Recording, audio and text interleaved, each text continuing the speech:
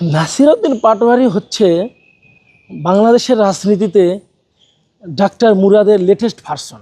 যে তাকে যে ডিম নিক্ষেপ করা হয়েছে, এগুলো হচ্ছে সাধারণ জনগণের আসলে মনের বহিঃপ্রকাশ। বাংলাদেশের রাজনীতিতে বর্তমান নাসিরউদ্দিন পাটোয়ারির যে শিষ্টাচার বহির্ভূত বা তার যে নীতি নৈতিকতা বিবর্জিত কিছু মন্তব্য থাকে।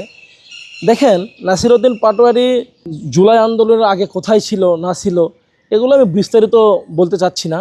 আমরা খোঁজ নিলে জানবো যে নাসিরউদ্দিন পাটোয়ারি তখন জুলাই আন্দোলনে তার অবদান কী। জুলাই আন্দোলনে কারো অবদানকে ছোট করার বিষয়ে আমি বলতেছি না।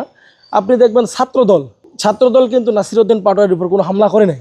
আপনারা দেখেছেন যে তারা বিগত ইন্টারিম গভর্নমেন্ট থেকে এখন পর্যন্ত তারা কিন্তু একটা মবের রাজত্ব কায়েম করার চেষ্টা করতেছে।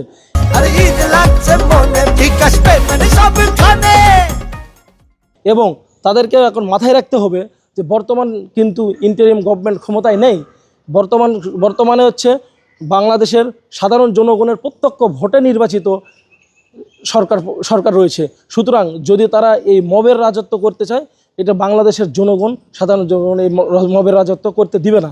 আপনারা দেখেছেন যে তাকে যে ডিম নিক্ষেপ করা হয়েছে, এগুলো হচ্ছে সাধারণ জনগণের আসলে মনের বহিঃপ্রকাশ, ক্ষোভের বহিঃপ্রকাশ।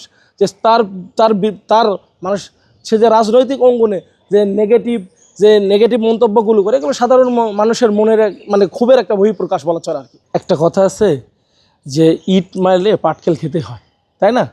যারা মব করেছে তারা মবের শিকার না।